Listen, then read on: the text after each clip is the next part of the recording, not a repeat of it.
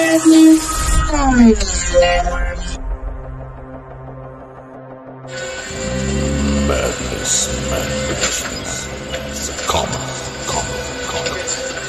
Network.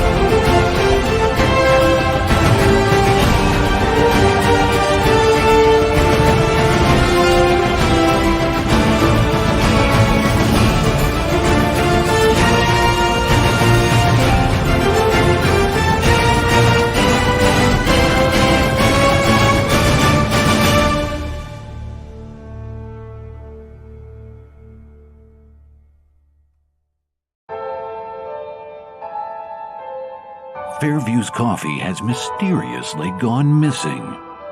Mayhem ensues when strange, coffee-craving zombies plague the city.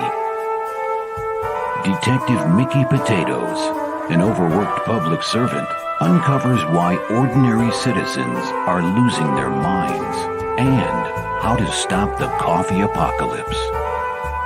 But it involves the mafia. And when you're dealing with mafia crime families, nothing is ever easy.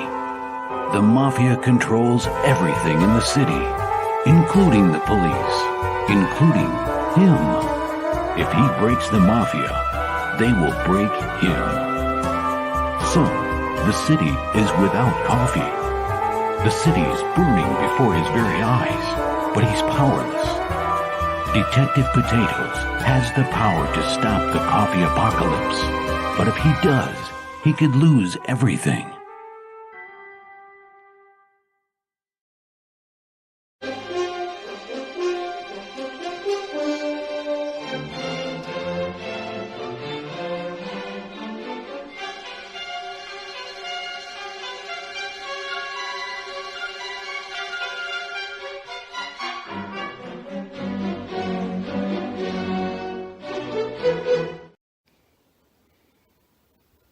Hey, yo, it's me, Pops Fan Marmalade, and you're watching the Comics-Related Madness Network.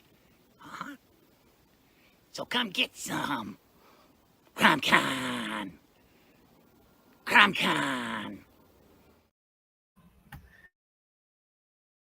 There I am. That's a lot of me.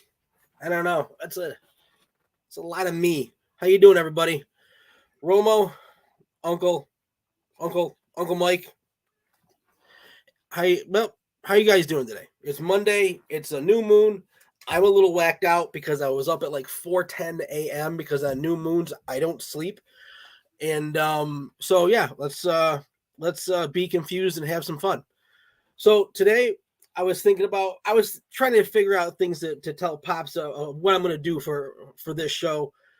And it's for me, it's tough because I don't like talking about things that just everybody is talking about. I find it like, why be another voice? I don't get it. It's just not, I don't like just talking for the sake of talking, but you know, if you don't talk about what other people are talking about, people don't watch. So it's kind of a give and take thing. So I figured, what the hell?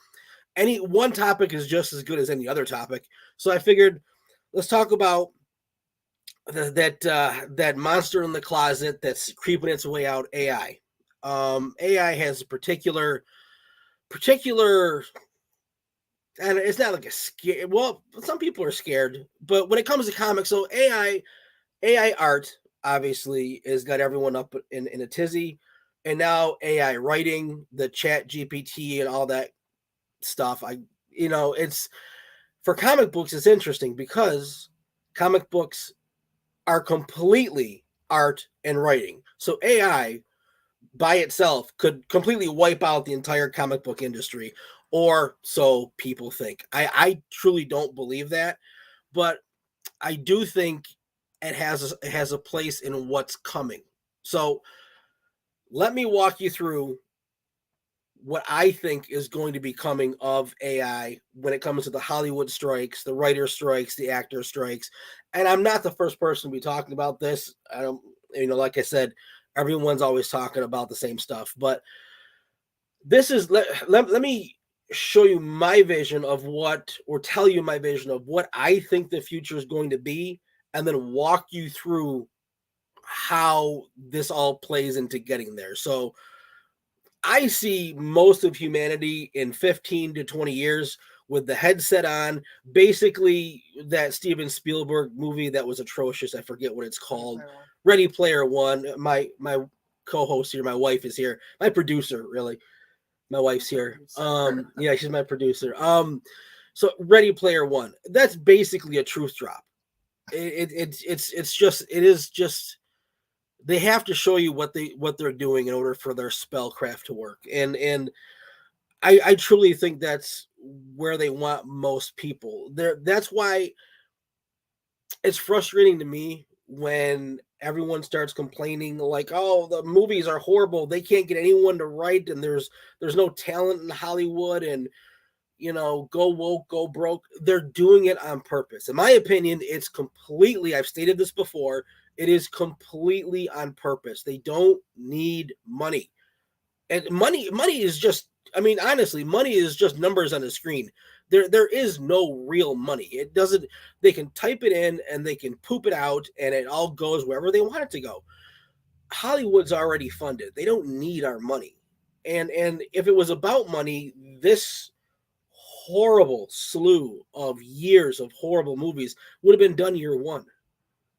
Firings across the board, and we'd be watching great stuff again. It's not about the money. It's about your attention. So it's all on purpose. My opinion, it's all on purpose. Now, here comes the writer's strike. Here comes, so right after, like, what's it been? Maybe a year? Maybe this stuff happens so quickly, it's hard for me to remember.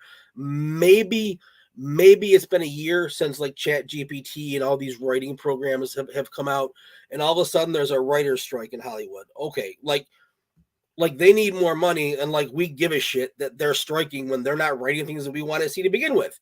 So what's the point of it? There's no business, there's no actual business point to these strikes. Acting strike. No one cares anymore. No one gives a shit. No one watches. Very few people care about Hollywood anymore. It's and for good reason. For good reason. It's a cesspool. It's disgusting. It's an absolute. It's the place where the worst things in the world happen. And so now the actors are going on strike. So now who's going to write the movies? Who's going to act in the movies? Well, here's AI. They have this perfect tool that on a long enough timeline, which these things happen really fast now, so it doesn't actually take that long. Maybe by next year, Hollywood could be like, hey, the strikes are still going on and all this. We're going to go out of business, quote, go out of business. It's not possible, but if we don't do something, if we don't put out something, and that something, it could be generated by AI. Now, that's not to say that's exactly how it's going to happen. What they do is they introduce ideas and then pull back. So the metaverse was introduced basically around the time of, I don't even know if I can say, the special little gift that was given to humanity in 2020 slightly changed the world completely. So around that time, the metaverse popped up, and then all the conspiracy people are like, "This is it. This is it. This is gonna be. We're all gonna be fucking robots." Well, not. It never works like how you think it works. It never, like, you picture it like it would be in a movie, and it never works like that. So they introduced the idea of the metaverse, and like, does anyone even talk about it anymore? No. Like, I think it's still. I don't even know. I think it's still there. And then the last I heard, there was actually competing companies for a meta type verse, which I didn't even know that there were different companies producing these things. But no one even talks about it anymore. But the idea was already planted. The idea was already given to us. So when it's introduced again, it's not new and scary. It's something that's already in the human consciousness. So that's how I think this could go. Let's say the strikes are done. They get paid more money for producing garbage, because why make anything better? But maybe in 5 years from now, something happens or some sort of crash, and the idea of AI produced entertainment, AI produced movies has already been introduced. We've already had a chance to let it simmer in our subconscious and sit on it. And the crazy thing is, the first batch of AI stuff, if they do it how I think they might, it's actually going to be really cool. Because if they want to sell you on something new, it has to be amazing, especially since it's something that no one's asked for, no one wants, but we all want our entertainment. So the first bunch of AI things could be actually really good. And then again, slowly they just kind of go down, and it may take another 5 or 10 years, and then by that time you got the helmet on, you're jacked in, you're getting government stipends because the economy is shit, and I mean, I don't see a great future for humanity. I mean, and I don't know if there's a lot of people that do anymore, but it's not as scary as you think, though. It's really not as scary as you think. A lot of it is voluntary. I used to be one of the people that used to, wait for that, not wait, but someday expect for that knock on the door at 3 a.m., from the jackboots, and they're taking you out of your house and you're going to, it's not going to work. Not here, not in America. It's not going to work like that. It's going to be way more subversive. They're going to make you ask for it. All the things that they want, they actually twist society in a way that makes you voluntarily ask for it. So that's how I think AI could come into the entertainment field. Now, here's the interesting thing. When it comes to comic books, when it comes to what I want to do, what you all probably want to do, when it comes to comics, it's a different industry, because AI is particularly personal. I don't give a shit about it, but a lot of people do, and I understand why. I don't judge them. I get it.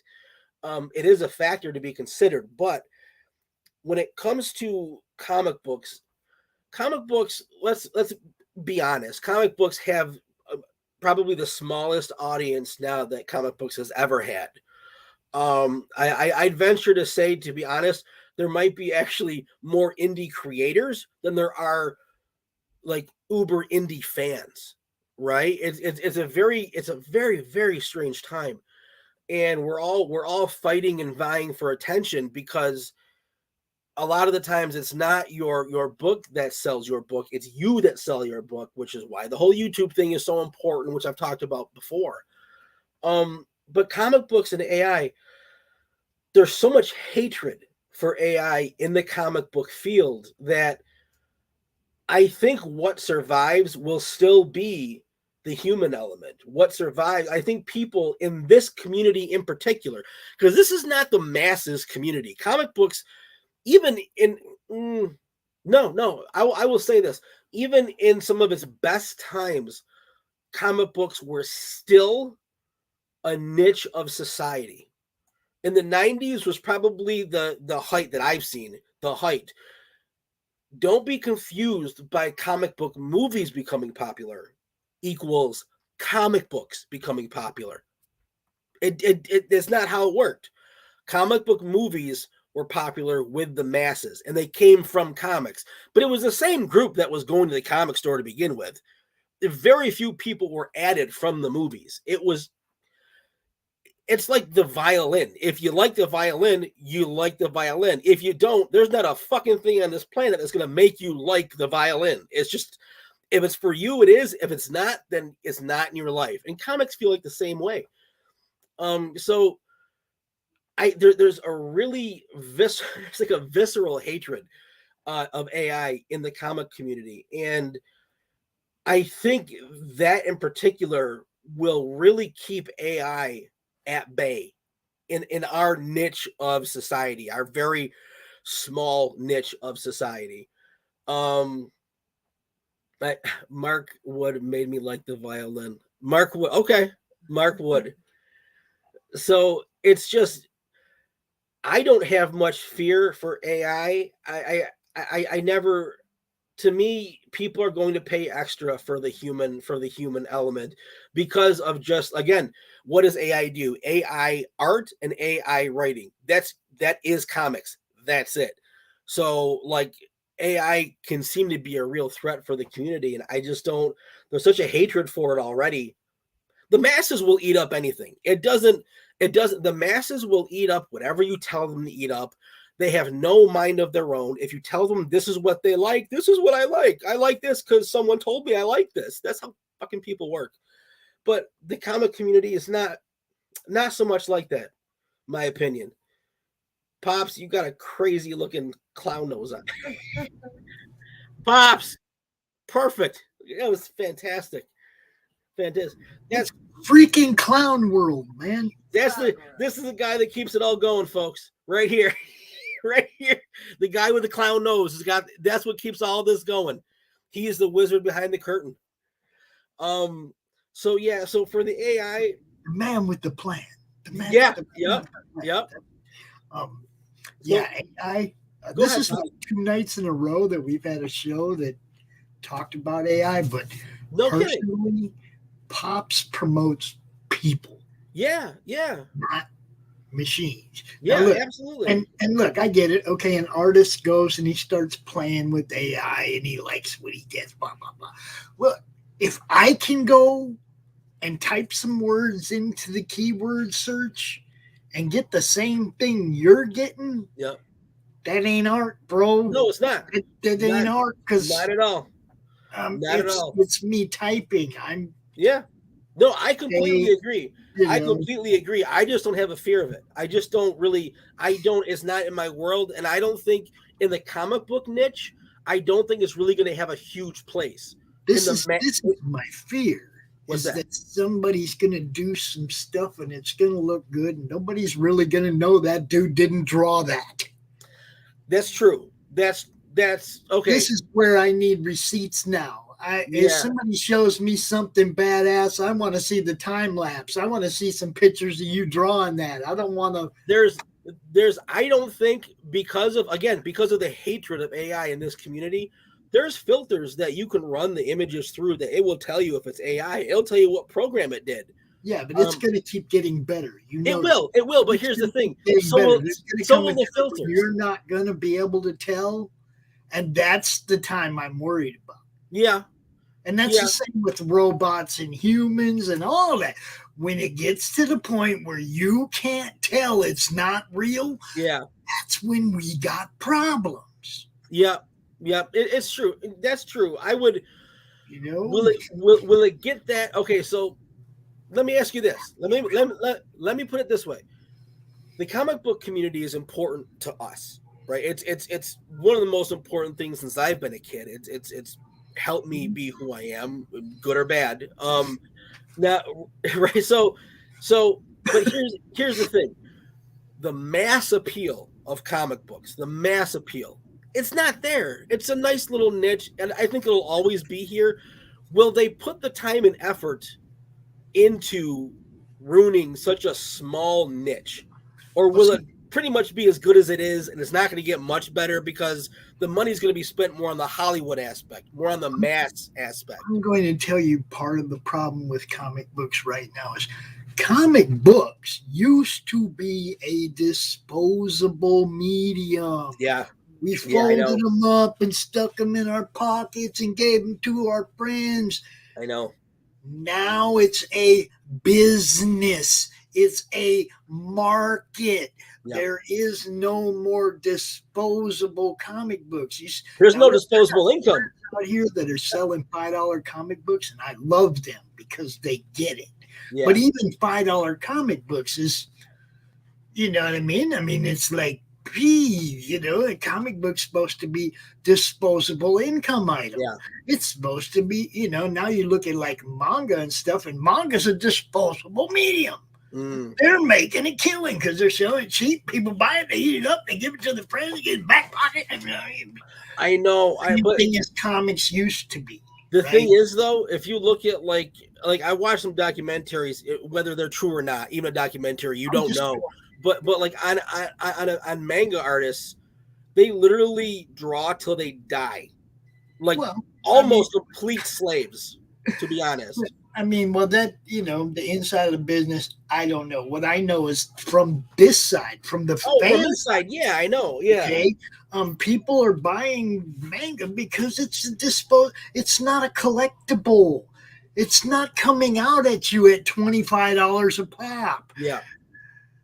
So this is everybody's like, oh, look at the number sales, look at this, look at that. I'm like, no, look at your wallet and what you're willing to spend money on. How much you're willing to spend, per page, however you figure it in your mind as a fan, what the value has to be in order for you to spend the money, right? Everybody has their limits, right? Like for me, if it's $20, it better be 48 pages. Right. Yeah. At least. Agreed. I mean, at least 48 pages you're trying to get in me for $20. And then if, shipping on top of it, come on, man, it's gotten crazy. Well, this is a problem that I was talking about in my first bunch of videos on my YouTube channel that I just filmed and then put up later, not live. I was talking about how, you could regular mainstream prices being what they are, and I don't even know what they are. Let's just say they're $3 or $4. I don't even know anymore. Dude, they're like getting $7 to $12 a comic. Oh, that's ridiculous. Okay, so it's ridiculous. Let's go back some years. Let's go back some years when everything was better, and so let's say you walk into a comic shop with $50. You could roughly buy 15 different books and take a chance on quite a few that you didn't know yet, but they look cool. Mm-hmm. You take that same 50 in the indie market now, and now you can buy 2. And that's a problem that we really do need to figure out if this industry is going to grow. We need to figure out a pricing structure and how much to give of value for the pricing structure. And I don't know the answer, but something does need to happen, I think. Hart Fisher, who is the master of the American Horrors Network on Roku, and a friend of the network, a friend of the channel, a friend of the group. He said, "Who's on the show tonight?" Hart, this is Ron Romo, and he just started a show Friday night, was his first show. He's going to come out on Mondays and Fridays, 7 o'clock, talk about all kind of different stuff, maybe do some art. You never know. I keep interrupting him, though. I don't want to be I'd rather play off of people. Talking by myself for an hour is a bit strange for me. Well, I don't mind popping in every now and then, but I don't want to be I want your opinions and thoughts to be the focus. Oh, sure. Mine. You see what I'm saying? I'd like to get to the point where I have enough people to do like a question and answer thing. I love that. I actually like that a lot. Mm-hmm. I like the give and take of this. One thing I want you to never look at that number up in the corner. I don't even know what number it is. That number up in the corner where it says live. Yeah. Because I think that's only telling you how many people are watching on Facebook in my actual group. Me as the owner of the channel. Right. I think that's all, because, man, I'll have 10 people in YouTube chatting in the chat, and it'll say, I got 2 people watching. Don't pay no attention to that. I'm not concerned with the numbers right now. I mean, no one knows who I am. I've been on the scene for maybe 4 or 5 months now. Is what I'm saying. It's like, you know, right now you got 3 or 4 people watching, and that, you see what I'm saying? I think Hart's watching on the YouTube or on the Facebook group. I think Hart's watching in the Facebook group, and that's the one viewer we have over there. You see what I'm saying? Yeah. No, it's all good. It's all good.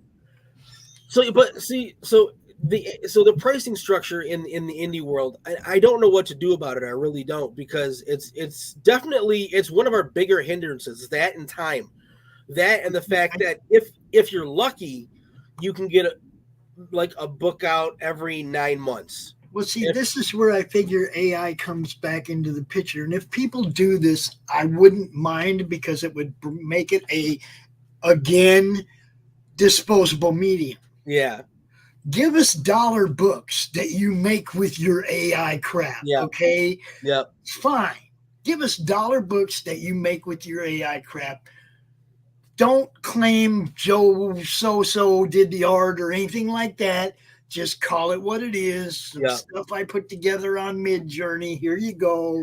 No, that's a good idea. Make it like $1, and then give us disposable comic books. It makes them disposable, but it keeps a market for the creator as well, where you're not spending so much money on the disposable part. You have $10 to $15 to $20 to spend on a single issue for the human creator as well. That's not a bad idea. Yeah, I mean, I'm just saying, it's like, I don't want to take anything away from my friends that do the real art. Yeah, I want them to still make their money. Yeah, that's how I'm paying rent. We're going to AI, be honest that it's AI, and make it like, you know, comics that we fold up and put in our pocket. Dude. Yeah, I know. Because it's not RomoArt. It's not Walt Simonson. It's not this guy or that guy. It's just prompts. It's a damn computer app. It's just prompts, yeah. You see what I'm saying? Oh, absolutely.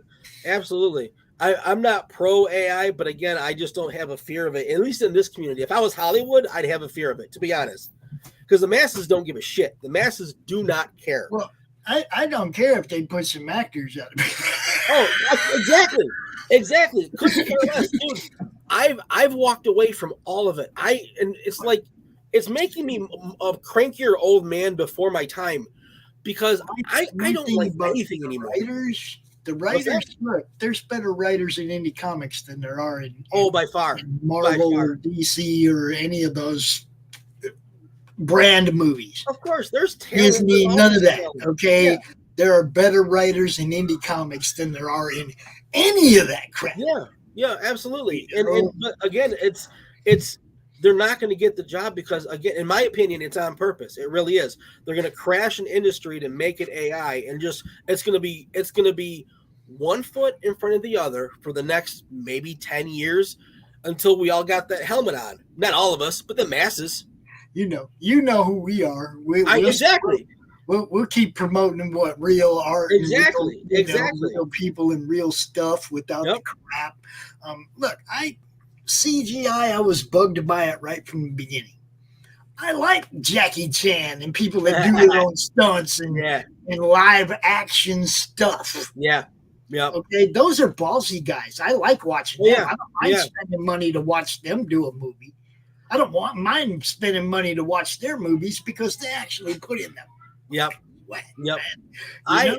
I like, so for me, the CGI thing, it took me until, I don't know, maybe just a few years ago to start saying there's too much, because I'm a movie buff. I was a movie buff. I much prefer to watch things that I can't see in real life, because I've never really enjoyed real life. It's always been not for me. It's whatever everyone's doing. I'm like, why is everyone doing? I don't get it. I've been like that my entire life. I just don't understand the rest of humanity. So I like the CGI because I can't see that in real life. However, well, for dragons, for Balrogs, for stuff that aren't represented in real life, okay. Yep. But now you have actors on a green if you're stage. doing my life story, I want some long-haired kid with a nice look.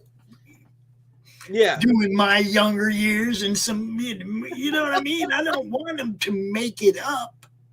Yeah, no, I hear you. Not visually or, literally. You see what I'm saying? Yeah. It's like, come on, man. The movies we love aren't the ones that are CGI and come on, man. Star Wars, dude. The original. Yeah. A New Hope with all them little models. Oh yeah. Badass movie. Dude, for now that's what sucks, because J.J. Abrams, okay, I understand the new movies are atrocious. And they're meant to be atrocious. But I'm talking about from purely a visual aesthetic. J.J. Abrams is a master of combining actual effects, practical effects with CGI, and getting kind of the best, because that's the best you're gonna get ever, is when there's a mixture of live and CGI. See, Peter Jackson's, I'm gonna say, The Fellowship of the Ring, because the rest of it doesn't matter. It's that first scene, the very first scene where Gandalf is riding into Hobbiton on that rickety old cart. Yeah. And you see the little hobbit holes, and everything looks just like you imagined it the first time you picked that book up. Yep. The rest of the movie didn't matter. He nailed the opening. Yeah. He nailed the opening scene. Yep. And Tom Bombadil wasn't there. Yeah, I was bummed. I didn't care. I didn't go out online bitching about it. Yeah. Do you see what I'm saying? Yeah. It's like, I love Tom Bombadil. He's one of my favorite characters in the whole book, even though he's only there for a second. Yeah. I mean, dude, no, not 10. 12, 13, 12, 13, not 10. Not 10. And it was like Freak Brothers and Feds and Heads. There was a few of those weed dealer McDope, a few of those head books that you could only get in the stores that sold weed pipes and shit. Yeah. This is the only place you could get those books. But man, look at how many printings Freak Brothers has had. Like 30 or 40 printings of those books. And now there's a dang Netflix show. Yeah. I know. I know. Something that they came up with 50 years ago when weed was totally illegal across the land. Yeah. Now it's almost legal everywhere. And there's all kinds of Netflix shows and everything about it. Oh yeah, I mean, it was getting like that. There was a lot of weed stuff even before it was legalized everywhere. Even when it was just in Colorado, it was a big. I mean, there's always been shows like that. I mean, like Phoenix, when I was in my teens, I used to stand outside the head shop because I wasn't old enough to go in there. Get people to go buy me Freak Brothers comic books. Nice. I wouldn't try. I just want some of them comic books. Hey, man, can I give you some money? You give me some of them comic books? Yeah. Other kids stand outside the liquor store, right? I'm standing outside the head shop. Same thing, though. I'm trying to get something that's in there that I'm not allowed to see. Yeah. Right? Yeah. I wonder what it is that I wonder what it is about comic books that hits certain people the right way. And I mean, it was immediate. For me, it was immediate. Once I figured out I was like 12 or 13, and I'm helping my dad move a picnic bench in the backyard. And my friend Ryan comes in. He's like, Ron, I just got this freaking awesome comic book. It's about a guy with claws and he can't be killed. And it was Frank Miller's Wolverine. And I was like, oh, cool. Let me see. No, I was an artist before then, but I had no direction whatsoever. I just liked to draw superheroes. I always liked to draw, but I wasn't into comics though. I was into the cartoons and the toys. When that age hit me, when I was at the right age and that comic book came into my life, and I think it was like that for a lot of us, I was done. I mean, besides a woman, I found my love in life. I wonder what it is that strikes certain people the right way when it comes to comics. I know what happened to me. Okay, I was a mythology nerd.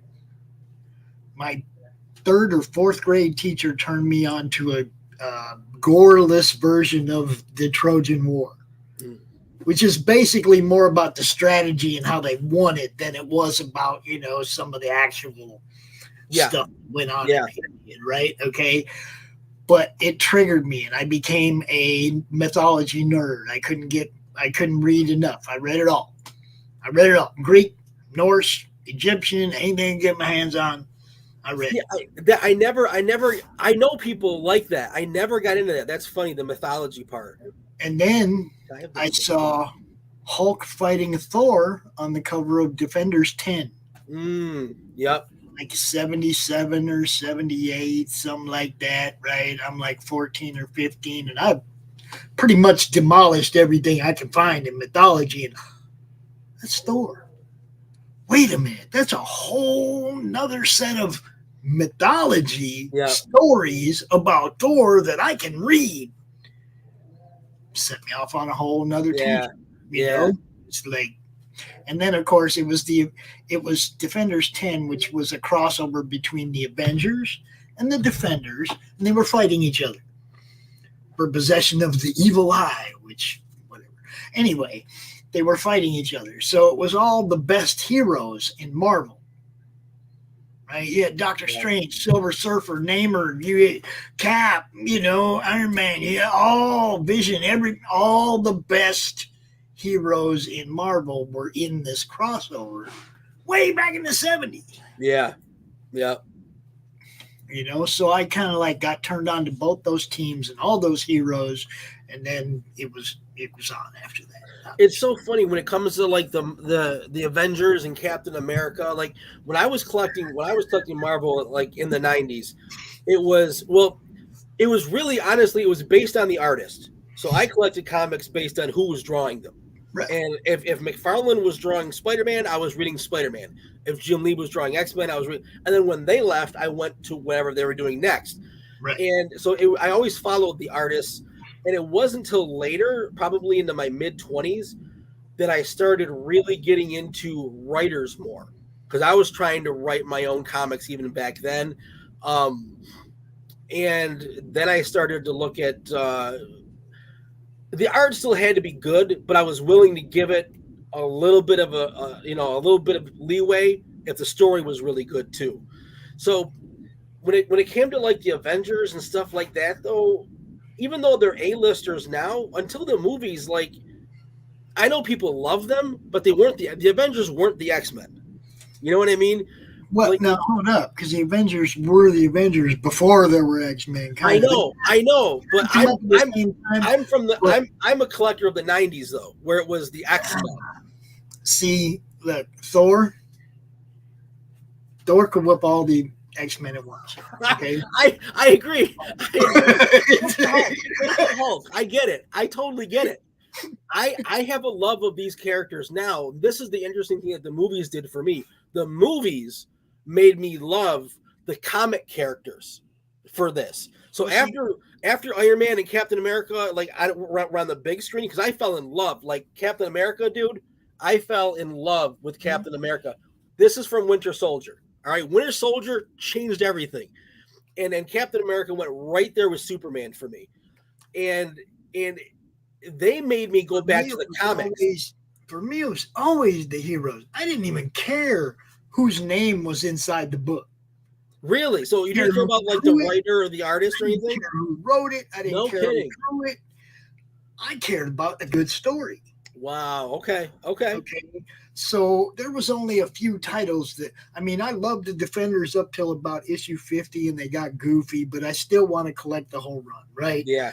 I have most of the New Mutants, the original run, stuff like that. It's like, yeah, but it's because they were good story. It's because the story was decent. It was something I could go back to next month. I knew they were going to give me something decent, same with anything Elektra. It was always a good story till they made a movie. Oh God, that movie was awful. Now look what's happened to her since they made a movie that watered down that character. Now she's the protector of Hell's Kitchen. Yeah.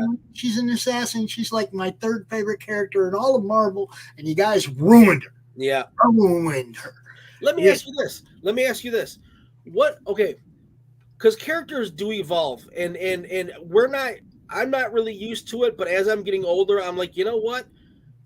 Certain characters have been around for so long. This is just the evolution of what happens sometimes. But now, Elektra being not a good evolution. What do you think about Harley Quinn? Do you prefer? Let me clear up Apex's comment here. He didn't say that, Apex. He said if McFarlane's drawing Spider-Man, he was reading Spider-Man, and if Jim Lee was drawing X-Men, he was reading X-Men. Yeah, those are his exact words. You can go back and watch. No, I know who Jim Lee drew.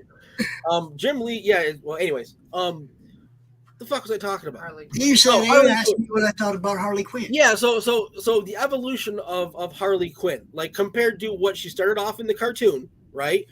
And to who she is now, which is basically strong woman but insane. She's insane strong woman, whereas she started off with tortured sidekick. Well, yeah, she's supposed to be Stockholm victim sidekick. Right. Which one do you prefer? Well, I mean, I like characters as they were written. Okay, me too. All right. So every time they make a movie, I have to before I can watch it, right? Yeah. I have to like gear myself up now. Venom, for instance, okay? I went to Venom knowing it was not a Spider-Man movie. Yes. That made it okay. Yeah. That made it okay. I wasn't looking for anything Peter Parker. I wasn't looking for that feud. I wasn't looking for his origin story. I wasn't looking for any of that. I went to be entertained by a movie. I got entertained, man. I still, time to eat, Eddie. Okay, there was lines in that movie that were just hilarious. I couldn't get into it. I couldn't get into the humor. I did not like it at all. I really didn't. And I didn't even see the second one. But did you go in knowing that it wasn't going to be a Marvel? Oh, absolutely, superhero. Absolutely. But I went in. To me, again, it's just the same with Mobius. It's the same with. They're not doing a good job of the bad guy. And Kraven. Kraven's going to be the next one that it's going to be just that. When I see a trailer which has made shitty movies look amazing, if I see a trailer that I don't like, I'm like, this is not going to be good. Dude, I don't even watch trailers because usually it's got the best scene in the movie in it. Oh, they don't hold back anything. The best scene, are in the trailer. So if you watch trailers, you saw the movie. So let me ask you this. Let me ask you this about the evolution of a character, because I'm the same way. I like the way an original character is written. It should stay that way. But longevity, 60 years go by. When do you feel it's appropriate to start to evolve the character? Well, I mean, I'm more of a kill the character off. Okay. I mean, I never even thought of that. Lived so long. Okay. Now, if somebody wants to take up the mantle, which we've seen done many times, okay, it wasn't like just a swap, just a swap of some kind. It's like if somebody takes up the mantle and it's well written, and believable. Yeah.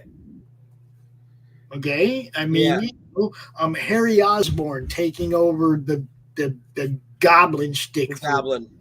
That was believable. It worked. It worked. Story You're right. believable. You're right. Yeah. Do it by all means. Do it right. Okay, just do it right, man. What about Jane Foster with Thor? Huh? What about Jane Foster with Thor? Not a fan. Not a fan, right? Not a fan. It doesn't work. It doesn't work. Not a fan at all. Because it's forced. I can feel when something's forced. And I think most people can. And not a fan at all. Look, if we're gonna give a female the Asgardian mantle, it should have been an Asgardian female. That's true. Yeah. That's true. Yeah. Okay. Yeah. It's like I say, you gotta make it believable. Make it. If don't feed us some crap we're not gonna buy. Yeah. Give us a good story. Okay. Yeah. They could have given that the hammer to Sif. Sif is an honorable Asgardian warrior. Yep. Why? Done. Why? And it would have been a great book. It would have been a great book. Human frailties and emotions and all that crap. When this is the who needs emotions? Yeah, I hear you, man. I mean, the movies I've not been a fan of the movies because they don't know how to make it work. I like the first Thor movie. I like the first Thor movie a lot, actually. I thought it was really well done. He was a human and he was a badass. Yeah. Even an amnesic badass. Okay? Yeah, dude. Those movies, Marvel Phase 1. Wow. I mean, really, each movie was very, very distinct. Even Captain America, that did the least money-wise out of all of them, that movie is so watchable still. It's so well done. The way it's filmed, the tones and everything in it, it's freaking gorgeous. Oh, it's so well done. And it's not, back then, it wasn't cookie cutter. They very much took their time to get what they could out of the character. It was so fucking good. And now it'll never go back. It'll never ever go back. See, and I'm scared about what they're gonna do to the X-Men. I'm not even. I couldn't. I'm not even kidding. I literally. I've walked away. I really have. I won't see it. There are movies still. I haven't seen Ant-Man. I haven't seen any of the new recent ones. I have walked away. I only watch old stuff now. I only watch old stuff. I haven't watched, like I said, Venom was the last time I think I was in it. No, wait a minute. My son took me and the grandkids to that fourth Thor movie, and it was horrible. To which one? The fourth one, Love and Thunder. Oh, God. Oh, you gave him your money. Oh, my God. No, I didn't give him nothing. Yeah, I didn't give him shit. Me and the grandkids. Shit. And it was so bad. Oh, yeah. That one was, look, Elektra, the first Elektra movie killed it all for me. Yeah.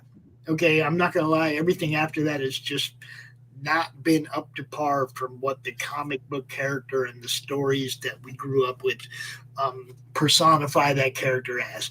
None of the movies have matched up to what we, were given in our childhood with these characters. Okay. Now we do a show called The Show Offs every Sunday, and Dave and I go through our collections. We'll pick one character or one artist or one writer, and we'll go through all their stuff, right? And sometimes it takes weeks. Like we're about to do week 3 of Iron Man, but we're going to be between 200 and 300 and just showing off all the books that we have between 200 and 300. You see when they were doing a filler story.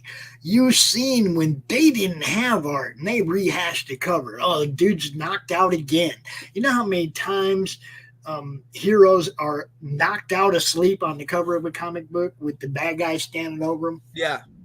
It happens so much. But you know what? That bad guy never kills anybody. No. They're all laying there sleeping. Go ahead. Yeah. Slit them throats. Yeah. No, that doesn't work like that. It doesn't never, work like never. That. No. So it's all disingenuous to me when they show me a cover where the hero is asleep. Don't even show me that. Give me some action. Yeah. Give me something to get me to want to buy the book. Because if you show me dude's knocked out, I already know where this is going. This is classic part 2 of Batman. Yeah. Yeah, I hear you. Every episode, right? Part 2, you. he gets out of the trap and he goes and saves the day. Okay. So it's like, don't lead us in that way. Lead us in with action. Let me ask you this. Cover art. Do you prefer covers that show what's going on in the book or covers that are just a nice piece of cover art? Look, if you want to do a nice piece of cover art, make that a variant. Okay. Let the guy who drew the inside of the book draw a nice, beautiful cover about something going on in the book. About the story. Okay. All right. Now, if you want to variant up and get, some super badass artist like Romo to come in and do a variant for you, that's cool. There you go. And you give usually when you have a artist come do a variant, you kind of give them license to do. Hopefully you give them some idea what the book's about, but you give them license to do what they do, right? Draw. I never tell an artist what to draw. Like Rich today, he's going to do a 360 crom. And he's like, I'm going to send you the files and you can tell me what I need to fix. And I was like, no, dude, that's not how this works. Everybody who's ever drawn crom has given me their interpretation of crom. Really? Okay. It's not, look, it's, it was created as a logo for the Madness. Okay. Yeah. For the Madness. There he is. That's the first time he was ever drawn, right? He's been drawn 100 times since then by 70 different people. Okay. But not once did I do anything but send them 4 or 5 or 6 different pictures of crom drawn by different people and said, here's your reference. Yeah. Generally, this is what it is. Yeah. Yeah. I told all these people the same thing I'm telling you. Yeah. Give me your crom. Yeah. See, so I mean, that's the way I am with any kind of art. If I have a commission or a sketch cover or anything, it's like, I want what's in your head. Yeah. When they came out with the Action 1000, they did not do a variant homage to Action number 1. Okay. And I'm like, how can you not do this? Now, there was a couple posters and stuff that people did, but there was no actual issue of an homage to Action number 1 when they hit 1000. I was like, how goddamn dumb is this? So I had a friend of mine do me a sketch cover of an homage to Action number 1. I told him I wanted to look retro. I just want him holding up something modern. I don't want him holding up an old coupe, right? Okay. Yeah. That was the only thing. That was all he gave me what I asked for. At the time I was, I've been a lifelong Vikings fan, but I'm not that much into football anymore. But he gave me Superman holding up the Vikings bus. Oh, nice. And it was like, how cool was that? That he went into what I was a fan of other than comics. And, he found that out. He did that. And I was like, that's why I give these guys artistic license to do. Because I want to see what's in their head. Yeah. I don't want to tell them what to do. Then I might as well do it myself. Right. It's funny. Actually, Todd McFarlane actually has the same approach to Spawn a lot of the times. What's that? She's a Vikings fan too. Yeah, Todd McFarlane's not really a stickler on like he wants to see someone else's best version of Spawn because he's like they might do something like he hopes that he sees something that he says I never would have thought of that. Pop should be handed out awards. No. The first year I did this, I actually got an award, Rookie of the Year in the promoters class. Really? One of these websites that I was like kind of blown away. But I'm not going to say I didn't push my own buttons. Right. Friends go vote for me because I'm out here busting my ass. You gotta do what you gotta do. Absolutely. Look, this is about helping people. It's always going to be about helping people. You know, what's up, Cam? Cam's Crash Courses over there. What's happening? Now, I know we got way off the topic of AI. Yeah, we did. That's okay though. That's all fun. But at the same time, instead of going forward and trying to speculate where this could end up, we ended up going backwards and talking about shit that we loved. The fun stuff. You know, I mean, and some of the things that we see that might have took things in a turn for the worse. I don't think superhero movies was the best thing to happen to comic books. I really don't. I don't think it had much impact. Like I said, I don't think it had much impact on comics, on comic people, or on people going to be comic fans. I still think it's separate. The movies are for the masses that comic book people can enjoy, but the masses didn't come to comic books. In our case, though, it turned us off from the brands. We don't buy those comics anymore. I will not blame the movies for that. I will blame the companies themselves for that. Well, it's all one company to me, though. Yeah, but you know what I'm saying? It's like they were destroying the medium. Every time they took a character and they rehashed their history or something, they knew they were going to lose fans every time. But if they were making an amazing Thor comic right now, Thor: Love and Thunder would not have turned me off to going and collecting the Thor book. That's all I'm saying. Johnny Cate's supposedly doing like King Black or Thor, doing the Silver Surfer Black and the King Thor books at the same time, and supposedly they were really good. But you can't trust the reviews anymore because they're all paid for. That's the problem. The companies are what made me walk away. It wasn't. And again, I'm a movie buff, so I have a little. I'll give them more leeway maybe than you will, but it wasn't the movies. It was overall the decline in quality and the uptick in subversion and political drama. I not okay for me. And again, going back to the beginning, the disposable quality of comics. Yeah. Back in the day is not how people approach comics now. Obviously. No. Okay, it's just not the same. We used to buy them, fold them up, put them on a box. They didn't go on a bag and board because they weren't collectors back then. With kid gloves and put in a bag and board. Yeah. Look, only some really, really anal people did that back when we were kids. If you were kids, yeah. No, you're right. That's why they're so valuable from back in the day, because there's so few that are in good condition. That made it out of the kids' pocket. Yeah. I don't care if it's a 10.0, that don't mean it's good enough to have any value. Yeah. It still has to be something that's been around for a while, okay? And it's held on to its value. Those are the ones I look at when I'm looking for key books and stuff to buy now. It's like I'm looking at the ones that have gone up in value and continue to go up or have held a value. I don't buy a book that's coming out next month thinking it's going to be the next big thing. Because no. I haven't bought a book in so long, but when I have bought books, they're all older. They're all like anything Marvel or DC is going to be old. Marvel Essentials, like the black and white ones, because I love black and white artwork.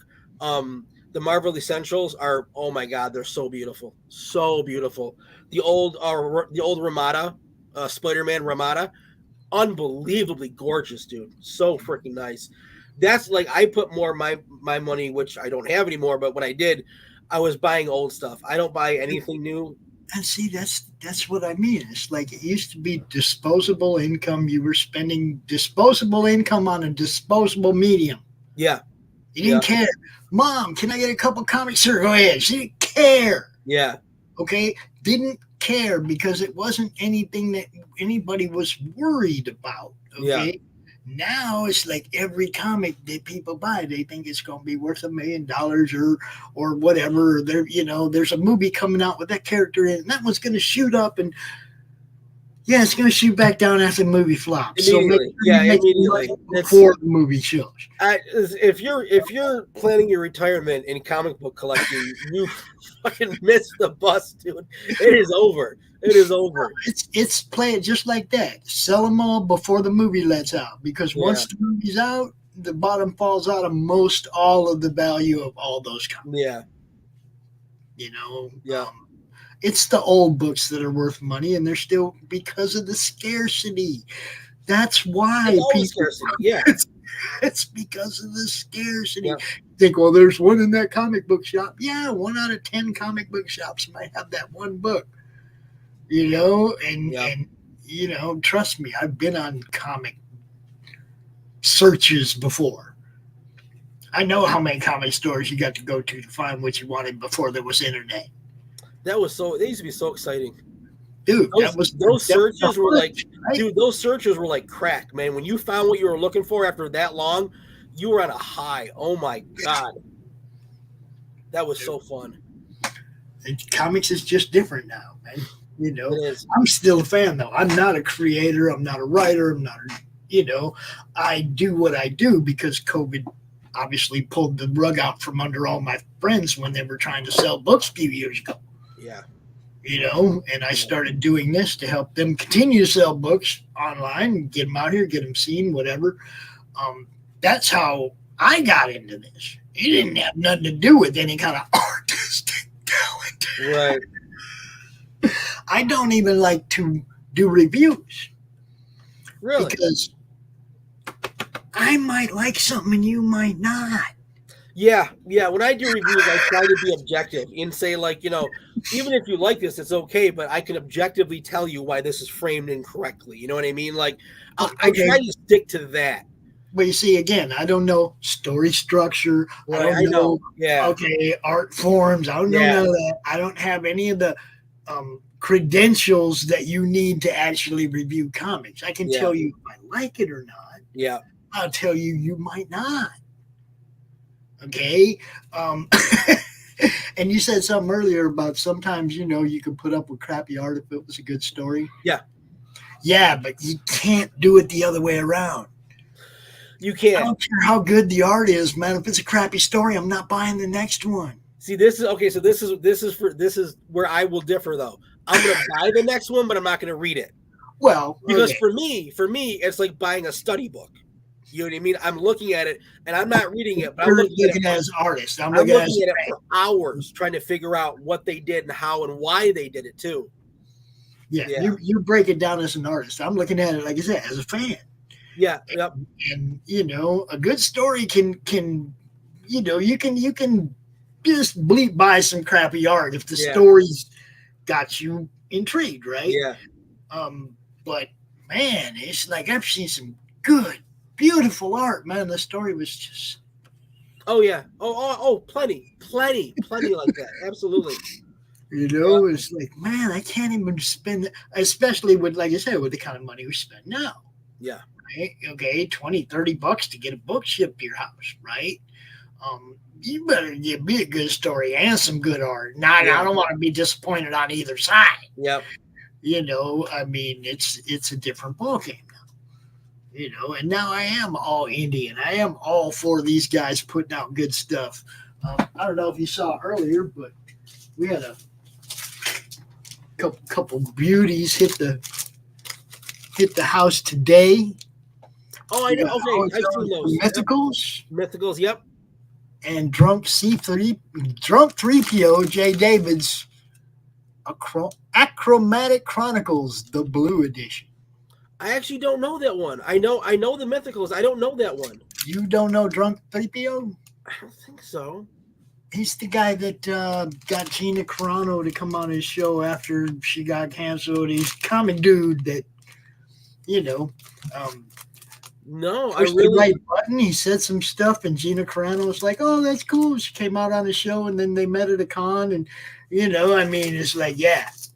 I do. Okay, I'm okay. I remember pictures. The Rebellion shirts and the Rebellion hats. I remember seeing pictures. Okay. Yep. Now I got you. That's his book, man. So, what's that one about? I get to read. Thanks to RJ over at Critical Blast. What's that one about? That the C3, the 3PO one. What was that? I'm not really sure. Okay. It's like every time I watched him on a show, they get more into talking about other stuff than they actually did the book. Okay. You know, but I mean, from what I remember, it was something I wanted to read. Yeah. The storyline was intriguing. So Nice. I'll definitely let people know. Yeah. You know, I do know the Mythicals because, man, we played that trailer for months. Nancy Moon and Agent. Yeah. Yeah. Yeah, I've been following that book on Twitter since I started Twitter. Yeah, there's a few of them I've been following since the beginning for me. Yeah. And there it is, man. There it is right there. But the prices that we got to pay to get decent comic books, make them really, really decent. Yeah. If you want us to buy the next one. Yeah. And, you know, I mean, other than that, man, it's like, have fun, do your thing, you know. Now, tell everybody a little bit about where you're going to go with this show, man. Oh, man, I honestly, okay, so this whole thing is happening really fast for me. So I don't really know, because right before this whole streaming thing, right, where now I'm on Monday and Friday, which I did not plan at all. I would just talk about what I felt like talking about, and I would film it when I felt like it, and I would put it on maybe a week after I filmed it because I get tired. You know what I mean? So I honestly don't know. What I would like to do, I think what I am better at and what I would like to do is more of an interview type process. Mm-hmm. I'm good at having people be comfortable with me and talking and maybe saying things with me that they don't usually say. I do that pretty much all day at work. People will come in and they'll tell me things that they would never tell their husband or whatever. It's just, I have that personality people feel comfortable with. I think a good interview type show would be nice. I definitely, like I said, I would like to have a question and answer type thing when I have a bigger audience. Right now, it really wouldn't be much of a point. And I'm trying to figure it out, and only because there's so many people talking about the same things, and I'm trying to figure out where I can go that's interesting, but not completely what everyone else is talking about. Like Hollywood sucks and The Flash was awful. Well, I know, because everyone else has said that. I don't want to say that. You know what I mean? Well, you could split it up. Like, you could make Monday night your talk to creators or artists or writers or whatever, bring one out and do like that on Monday, and then do just like free for all, whatever happens on Friday, so that you don't feel locked in. You know, you got to do is find one person to come out with you a week, you know, and then, you know, you can do whatever you want with Friday. What I'm definitely going to do is, once the co-creator of Sector 7, Matt, right, once he is done, which will be this week, he's done with his masters finally. So Matt will be back on the scene because he's disappeared for weeks, right? He has been finishing his masters. So good enough reason. I'm going to have him on quite a bit, because me and Matt together, we could fill up 8 hours, no problem whatsoever. When we get together, there's no, we're just like the same brain, but now there's two brains. You know what I mean? So it'll be really cool. I'll have Matt on a lot. I like the give and take, though. I'm not enamored with myself. I don't even care what I think. So, like, I would rather talk to people and see what they think, and then maybe give my opinion on that. I absolutely hate doing shows by myself. Yeah, it's not the best. It's not the best for me. But it's like I sub for people. I'm on too many shows. Yeah. You know what I mean? Already. It's like, I'm sick of looking at me. You know, I gave half my shows away. Laurie does the Tuesday show. You know, it's like, please take this, do this. Yeah. I got enough to do. I'm juggling 40 shows, right? I got enough, of course. You know, I do want to figure out some way to do art, but I do art on my tablet. So I don't know how to figure that out. And given the fact that the art that I'm constantly doing is for someone else, so it's not mine to show yet. You know what I mean? So there's going to be, it's called RomoArt. I do want to focus on art, but I've got to work it to where it's my own thing. And it's got to be timed correctly, because if I stop drawing for Chris, who's paying me, I'm literally taking food out of my family's mouth. You know what I mean? Like, I've got to draw. If I'm drawing, it's got to be for rent. It's got to be for Chris. Yeah, right I don't want you to stop drawing. You may ask him, hey, is there a panel or two that I can do on my show? And that's what I'm going to do. You know what I mean? He'll be fine with it. Page, not showing a whole bunch, but can I show a little bit of what's going to be in this book and my talent? He will be fine. He will be fine with it. Chris is an awesome dude. He's so cool. And he's Chris talking about. Chris Faction. His Chris Faction on Twitter, and I'm drawing Nano 13, which is his book. Okay, I'm gonna look into that because he has a very, very interesting backstory. Really good guy, and he approached me once, and I said, I can't. Like I'm so busy with Sector 7, and then thank God, he approached me again, and I'm like, I really like your story. It's right up my alley. It's really serious, like Ridley Scott sci-fi, like really good stuff, deep stuff. And I'm like, okay, I got to make this work. And thank God I did, because now that's how I'm paying rent is thank God for Chris. But no, he would let me. I just got to figure out, you don't want to show off. You don't want to show off any kind of spoilers or anything that's too super cool, because you want that for the. Oh, you want that to be paid for. Honestly, you know what I mean. You want that to be in the book. Yeah. There are a lot of people here though, like Sketchy Draws and Bill's a colorist. It's like there's a lot of people in the madness. You can easily find somebody to come out and hang out with you. Oh yeah, and I'm going to be doing way more of that. I also need to add you to the Facebook chat group, which is just the people that are actually showrunners in the network. Yeah. So that everybody knows what's going on with, like if I have an announcement, I don't have to send out 30 different messages. Yeah. I just go in there and say, hey, yo, this is what's happening, So definitely want to make sure I get you in that. You guys are on Facebook. So that's no problem. Yep. But yeah, man, have fun with it. That's all. Oh yeah. Don't feel pressured. If you're not feeling it, just let me know. We'll go. What I'll do anytime you had like 6 or 7 episodes up already on your YouTube. On YouTube, yeah, on my channel, yeah. Okay, if you're not feeling it on Friday, all I'm gonna do is go over there and strip one of those ones that haven't been played on the network and show it on the network. It'll be that simple, right? So you can even tell me which one you like best or whatever. Okay. So, don't worry about it. That's what people do. If they can't make it, they either send me a recorded version or a link to something that's older on their channel that's never been seen on the network. Yeah. Everybody just works together, bunch of good people, man. So glad to have you on board. Yeah, it's good to be here. I really appreciate it, Pops. You have no idea. I really do. I've been waiting a long time for stuff like this, so I'm glad. Hey, we just keep pushing forward. Now I'm gonna get out the way and let you do your close out, however you want to do it, and just give me a thumbs up, and I'll push some buttons. Yeah. All right, folks. That was it, totally off the rails, but in a good way. And I've often found that off the rails usually leads to a good place. Thanks to Pops for coming in. Always appreciate a good conversation.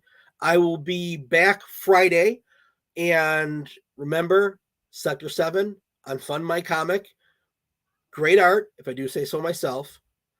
Amazing story. Matt is an excellent writer. He's an English teacher by trade. I mentioned he's finishing his master's.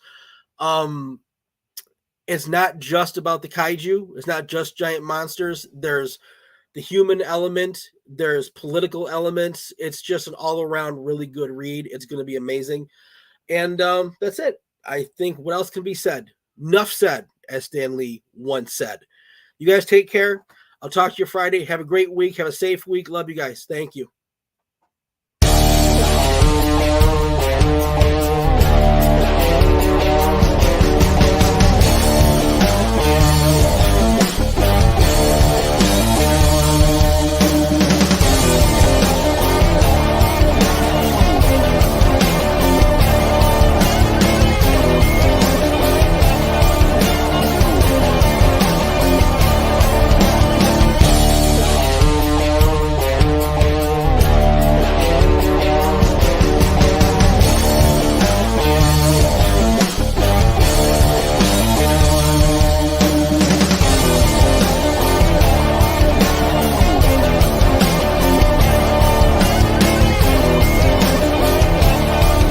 Madness Entertainment Group presents the Madness Comic Network, with original programming and additional comic-related content.